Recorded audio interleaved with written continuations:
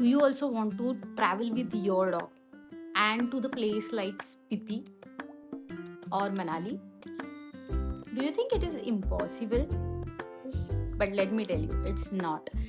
Right now in our India, there are so many travel companies and literally they are pet friendly. They are planning all these amazing locations. Even with Snifari, that is what I also want to do. I also want to create some adventures for the pet parents and the people who actually like to travel with their dogs. So this is, I think, start of that particular phase of the generation that dogs are going to be traveling in India, and people has to okay about it. People has to accept it, and the locations, the tourist attractions, all of them should accept the dogs as well. So I think let's get started for this video. So basically, I went with Hazel to Manali and to Spiti.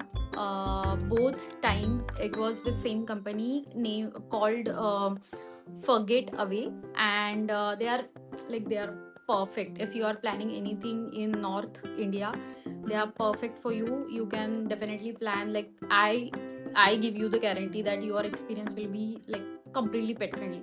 You will not feel like why we are here and my dog is getting treated like this and everything. It's completely pet friendly. It's pretty cool what they plan. And yeah, basically we had traveled from Mumbai to Manali for the first trip, and then again from Mumbai to Spiti. So let's talk about Manali first.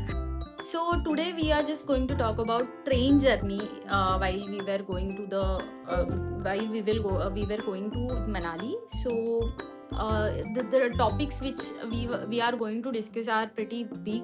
So I don't want to exceed the limit of my video. It will be pretty much big videos then. So let's go step by step. Today we will talk about train journey. In next video we will talk about itinerary and where we went, what we saw and everything in Manali. So let's get started.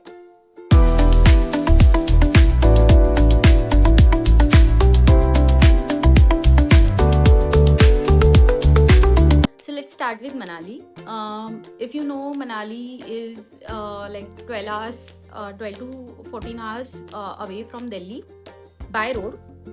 So what we had to do is that we had to book a train from Mumbai to Delhi, and we had to book Hazel's ticket as well. So basically, I didn't take Siri while this trip was getting planned, because Siri was not okay with other dogs being there and everything. So we decided that okay, we will take just Hazel, because for us also it was the first time that we were going to experience all this, and we didn't know exactly how it will be.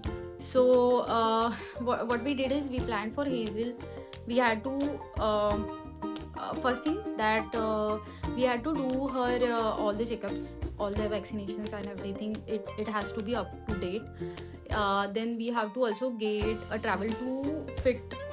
Oh, sorry. We also have to get fit to travel certificate from the vet. They provide all the things like what is the age of the dog and what is the breed of the dog, if it is fit to travel or not, and everything. So basically after that certificate, once on the day your ticket is booked, on the day when your train is going to leave from the station, you have to go to the station. We had to go to Mumbai Central, and you have to go there 4 to 5 hours early, and you have to tell them you have to submit a travel pass for dogs basically. So it's kind of luggage pass.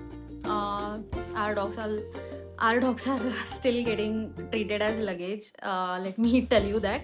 But yeah, you have to get the pass for them. It costs around 600 or something, 650 max.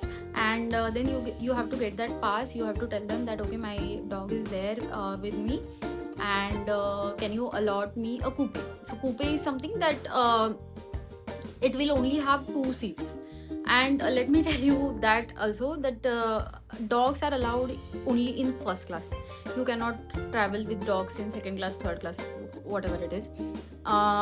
In first class only you can take your dog, that too with the permission of the co-travelers. So basically, if you have assigned with cabin, and in cabin there are 4 people, you guys are 2 people with your dog, and the other 2 people say that they are not okay with the dog being there in the cabin.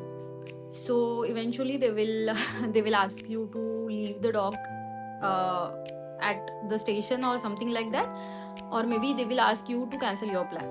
So that is very scary, scary situation. After planning everything and all, you like you get into this situation.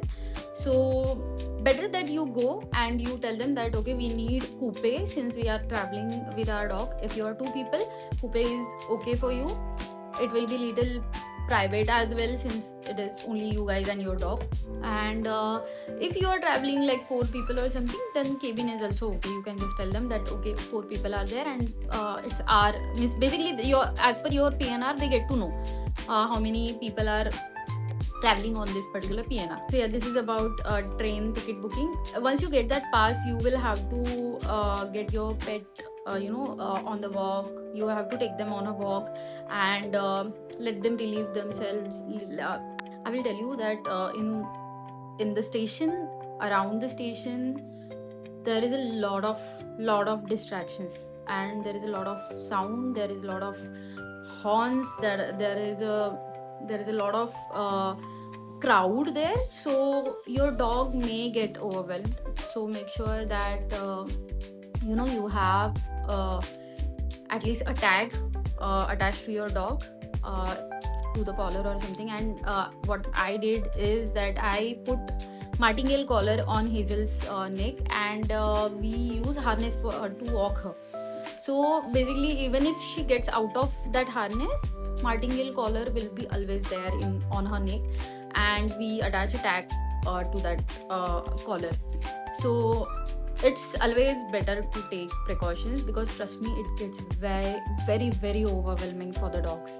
Like Hazel was not able to walk also properly in that particular crowd, the train horns and everything. It was just disturbing for her. So make sure you take care of that. This is very important.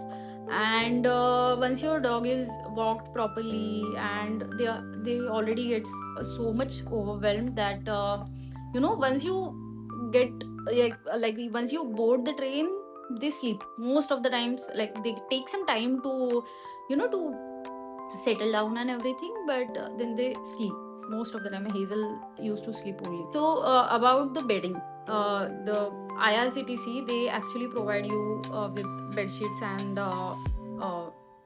blankets. So but they will not let you use blanket. Most likely they will ask you to not use that blanket for your dog or something. So make sure you are taking your dog's a bed, or a bed sheet that smells like home, and something that something that dog can actually relate to as a home. And it should be okay. Bed sheets you can use which are given by IRCTC. There is no problem with that. Just make sure that you are maintaining cleanliness in the compartment, nothing else. Now about the journey. So dogs mostly will sleep while like whole journey. Only if you are going to to the bathroom or something, they will get up and wait for you. But other than that, nothing. They just sleep. Also, they most likely to not eat anything. So don't worry about that. It's completely okay that your dog doesn't eat anything while the train journey. That is completely okay. Hazel didn't eat for 2 days because we were traveling from Mumbai to Delhi, and the other day also we were at one Airbnb where she didn't feel comfortable because so many dogs were there. I will tell you about that later. Now about how dog can relieve themselves in the train journey. So basically what you can do, you can just keep one pee pad with you. Not one, keep many with you. You can keep a pee pad in your compartment. If your dog is trained to relieve themselves on on that particular pee pad, it will be okay. If not, then train mostly train has some stations where they halt for longer time, so you can just look at the times and how many minutes it's going to be there. And if you have trained your dog for a certain command, like I used to tell Hazel that go pee pee, and she knows like what when I say this, what she is right now here, and she just looked at me ki why you are telling me now to go pee pee. Okay, so so basically if you have a phrase, you can just ask your dog to relieve himself, and if they are doing it, it's completely okay. Just make sure that since you are in first class, most likely TC will be like nearby to that first class wala dabba only, but make sure that they are paying attention to you. Just tell someone from railway that okay, we are going with our dog, just and don't go like away from the train. Don't do that, please don't do that. Because it will be very dangerous for you. You cannot run and ask your dog also to jump in the train while the train is going. It's pretty dangerous. Don't do that. For safer side, just see the clock. Most of the times a train halt for like 4 to 5 minutes. For 4 minutes you can let your dog just sniff here and there and see if they are relieving or not themselves, and if not, just go to your seat. I will not recommend you to just run and take the train. So it is very dangerous.